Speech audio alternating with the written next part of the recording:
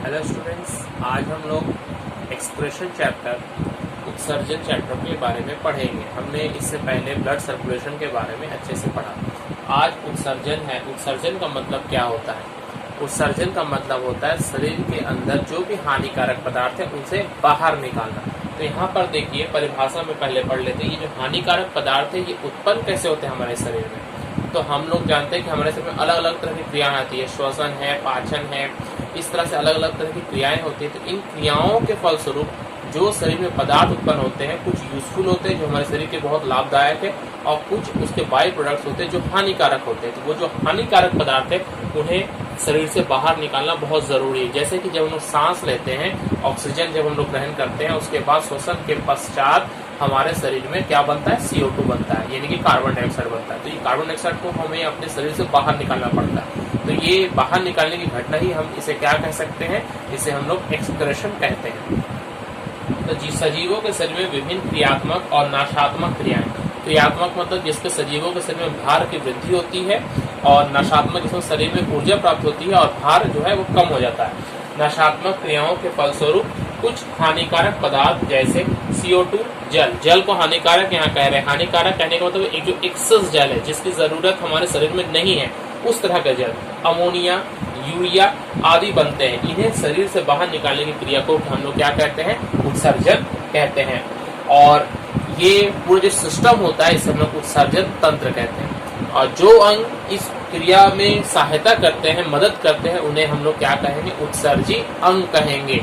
और उत्सर्जी पदार्थ कौन है? वेस्ट प्रोडक्ट्स कौन कौन से हैं? CO2, जल, अमोनिया, यूरिया। यहाँ पर एक चीज आप लोग नोट कर ले, यहाँ एक चीज आप लोग नोट कर ले कि हम लोग जो मल का त्याग करते हैं,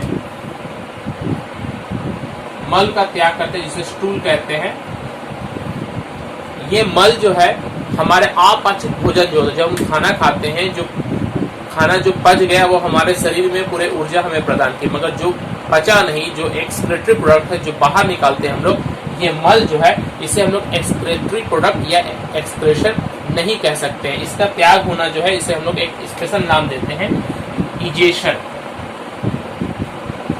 इसे हम लोग क्या कहते हैं? इजेशन कहते हैं। इजेशन का मतलब हिंदी में अगर कहें जिसे हम लोग निष्कासन कहते हैं। तो मल का त्याग करना अगर कहा जाए उत्सर्जन है तो हम कहेंगे नहीं, मल का त्याग करना ये इजेशन है या निष्कासन है।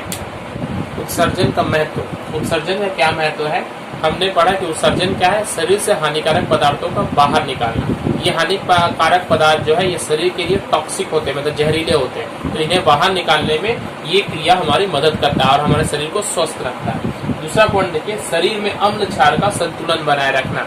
शरीर में अगर कोई हानिक पदार्थ जैसे कि यूरिया बढ़ते रहे तो शरीर में एसिडिक जो मात्रा वो बढ़ने लगेगी। तो इसलिए ये अम्ल क्षार का जो संतुलन है, अम्ल क्षार का संतुलन अर्थात pH, शरीर का जो pH होता है, जैसे ब्लड है तो ब्लड का pH, इस सबका pH को मेंटेन रखता है एक निर्दिष्ट वैल्यू में। बॉडी फ्लूइड में आणविक सांद्रता बनाए रखना। बहुत सारे अपने बॉडी फ्लूइड है जैसे कि रक्त है या लार है, तो ये सब जो बॉडी फ्लूइड इनमें आणविक सांद्रता बनाए रखता है। आणविक सांद्रता का मतलब होता है संतुलन बनाना, जैसे सोडियम, पोटेशियम, इन सब का संतुलन उसमें बना रहेगा। जितने अमाउंट में सोडियम की जरूरत है उतनी ही रहेगी। और फोर्थ पॉइंट जो है ऑस्मो रेगुलेशन करना। ऑस्मो रेगुलेशन का मतलब होता है शरीर में जो जल का संतुलन है उसे बनाए रखना। तो ये ऑस्मो रेगुलेशन के बारे में हम लोग थोड़ा डिटेल्स में पढ़ेंगे, क्योंकि ये क्वेश्चन हमारे क्लास में पूछा जाता है कि ऑस्मो रेगुलेशन क्या है। ऑस्मो रेगुलेशन ये किडनी के द्वारा होता है, ये हमारे शरीर में जल का संतुलन बनाए रखता है। तो ये जो किडनी है ये कैसे कार्य करता है ऑस्मो रेगुलेशन के लिए? सबसे पहले हम इसे समझ लेते हैं। हमारे शरीर में प्रतिदिन हम लोग 3 से 4 लीटर पानी पीते हैं, ये एक एवरेज हमारा है। अगर इससे ज्यादा पानी पीने लगे तो वो हमारे लिए हानिकारक हो सकता है। कैसे? तो जब हम अधिक पानी पीते हैं तो हमारे अधिक पानी पीने से रक्त में जाकर रक्त को तनु कर देता है। हमारा रक्त जो है वो क्या हो जाता है? डाइल्यूट हो जाता है, यानी कि तनु हो जाता है। मतलब एक साधारण भाषा में कहें तो हमारा रक्त जो है वो पतला हो जाता है। अब ये रक्त के पतले होने से हमारे ब्रेन में ग्लैंड होता है, पिट्यूटरी ग्लैंड, जिसे मास्टर ग्लैंड भी कहते हैं। वो पिट्यूटरी ग्लैंड एक हार्मोन निकालता है, वैसोप्रेसिन नाम का हार्मोन निकालता है। तो रक्त के पतले होने से वैसोप्रेसिन का जो हार्मोन है वो क्या होगा? कम हो जाएगा, और इसके कम होने से किडनी की जो एब्जॉर्प्शन क्षमता है, रीएब्जॉर्प्शन, हम लोग पढ़ेंगे किडनी के फंक्शन में, वो पानी को वापस अपने में शोषित करता है, जो मूत्र होता है उसे अवशोषित करता है, तो उसकी क्षमता क्या होगी, घट जाएगी। घट जाने से क्या होगा, अधिक से अधिक मूत्र का स्राव होगा, यानी कि ज्यादा हमें पेशाब लगेगा। तो ये जो वैसोप्रेसिन है इसकी कमी से हो रहा है। तो ये क्यों हो रहा है, क्योंकि जब हमारे शरीर में पानी की मात्रा हम ज्यादा इनटेक कर रहे हैं, इसलिए होता है। और इसे ही हम लोग ऑस्मो रेगुलेशन कहते हैं। पौधों में उत्सर्जन, पौधों में कोई विशेष उत्सर्जी अंग नहीं पाए जाते। जैसे हमारे शरीर में, हम लोगों के शरीर में किडनी की स्पेशल एक्सक्रीटरी ऑर्गन है, मगर यहाँ पर पौधों में कोई इस तरह का कोई खास ऑर्गन नहीं है। तो यहाँ पर जो उत्सर्जी पदार्थ उत्पन्न होते हैं, हालांकि ये जंतुओं से कम होते हैं, फिर भी जो उत्सर्जी पदार्थ उत्पन्न होते हैं उन्हें तो शरीर से बाहर निकालना बहुत जरूरी है। इसलिए पौधे अपना जो उत्सर्जी पदार्थ है वो शरीर से बाहर कैसे निकालते हैं, आइए हम लोग पढ़ते हैं। सबसे पहला जो विधि है वो पत्ती, पौधों की पत्तियों में कैल्शियम कार्बोनेट जमा होते हैं। क्या होते हैं, कैल्शियम कार्बोनेट।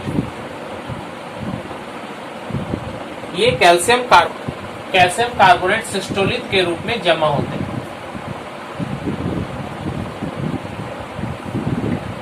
जब पतझड़ के सीजन में या किसी और सीजन में जब पत्तियां झड़ने लगती हैं तो उनसे ये जो कैल्शियम कार्बोनेट उत्सर्जी पदार्थ है, ये शरीर से बाहर निकल जाते हैं। तो बहुत ही आसान तरीका है पत्तियों का झड़ना। पौधे सबसे ज्यादा उत्सर्जी पदार्थ अपने पत्तियों के झड़ने से ही करते हैं। तो किस तरह के पौधों में हम ज्यादातर देखते हैं, तो हर तरह के पौधों में देखते हैं। जैसे कुछ एग्जाम्पल अगर बताया जाए, जैसे बरगद का पेड़, रबर का पेड़, ये सब जो पेड़ होता है, यहाँ पत्तियों का झड़ना आप देख सकते हैं।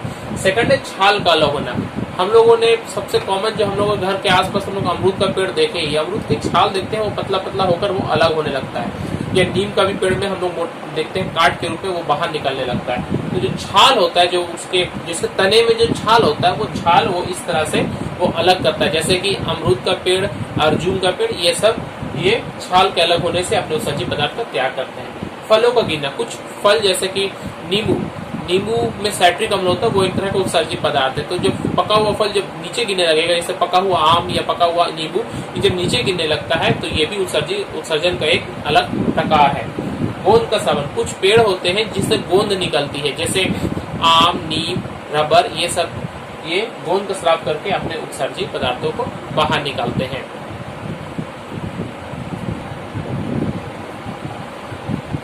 पौधों के उत्सर्जी पदार्थ, पौधों के उत्सर्जी पदार्थ को मुख्य रूप से दो भागों में बांटा गया है। पहला है नाइट्रोजन विहीन, मतलब ऐसे उत्सर्जी पदार्थ जिसमें नाइट्रोजन नहीं पाया जाता है, और दूसरा है नाइट्रोजन युक्त। इन्हें एक स्पेशल नाम दिया गया है एल्कोलॉइड्स।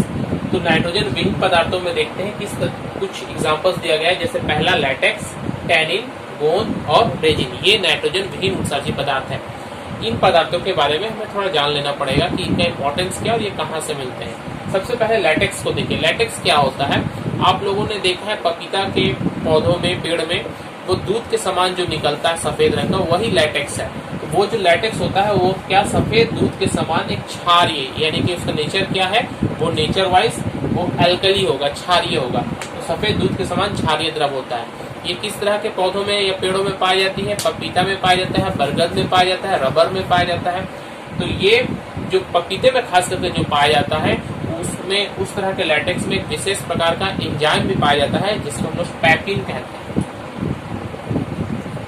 ये पैपिन जो एंजाइम है, ये नाइट्रोजन को पाचन करने में, प्रोटीन को पाचन करने में हमारी सहायता करता है। पैपिन एंजाइम जो है, इसलिए उनसे प्रोटीन पाचन करने का दवा भी बनाया जा सकता है। इसके अलावा रबर उद्योग में तो हम जानते हैं लैटेक्स का बहुत काम आता है, ये एक तरह का रबर ही है।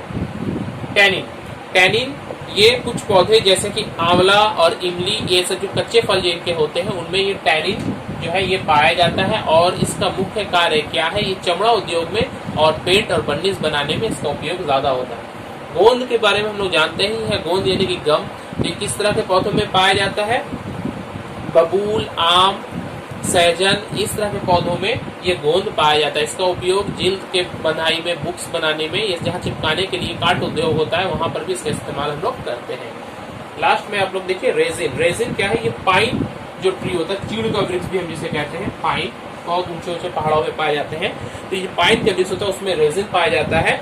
और इसका उपयोग हम लोग जनरली जल निरोधक के रूप में, यानी कि पानी ना आ पाए वैसा इस्तेमाल करते हैं। ये भी एक तरह का गोंद के समान ही होता है, हवा के संपर्क में आते ही ये बहुत कठोर हो जाता है। इसका इस्तेमाल हम लोग जल निरोधक के रूप में करते हैं। अब हम लोग पढ़ने जा रहे हैं नाइट्रोजन युक्त या एल्कोलॉइड्स। नाइट्रोजन युक्त एल्कोलॉइड्स ये क्या है? एल्कोलॉइड्स का एक उदाहरण देखें, क्विनिन। क्विनिन क्या है? ये सिंकोना नाम के एक पेड़ है, उस पेड़ की छाल से ये मिलता है, अर्थात छाल से क्या हमें मिलेगा? उत्सर्जी पदार्थ मिलेगा, इसलिए ये भी तरह का उत्सर्जी पदार्थ है, मगर इसमें नाइट्रोजन पाया जाता है। ये क्विनिन इंपॉर्टेंस ये है कि मलेरिया की जो दवा बनती है वो क्विनिन से ही बनती है। तो मलेरिया की दवा बनाने में अगर हमसे पूछे जाए किसका उपयोग किया जाता है तो हम क्या कहेंगे? क्विनिन कहेंगे। कैफीन। कैफीन क्या है? ये कॉफी बीन्स में पाई जाती है, ये भी एक तरह का उत्सर्जी पदार्थ है। इसका काम क्या है? इसका महत्व ये है कि ये तंत्रिका तंत्र यानी कि हमारे नर्वस सिस्टम को उत्तेजित करने का कार्य करती है। निकोटीन। तंबाकू के पौधों में ये पाया जाता है। तंबाकू जिसे हम लोग सिगरेट, खैनी ये सब में भी देखते हैं, तो ये भी हमारा क्या आता है? हमारे तंत्रिका तंत्र को उत्सर्जित कर देती है, बढ़ा देती है, उत्तेजित कर देती है। मॉर्फिन। मॉर्फिन जो ये उत्सर्जी पदार्थ अफीम के कच्चे फलों में पाया जाता है। इसका इस्तेमाल हम लोग पेन किलर्स के रूप में इसका इस्तेमाल करते हैं। इसके अलावा एक और है रेजरपिन। उस रेजरपिन वो सर्पगंधा के पौधों से मिलता है, इसका हम लोग इस्तेमाल करते हैं हाई ब्लड प्रेशर की दवा।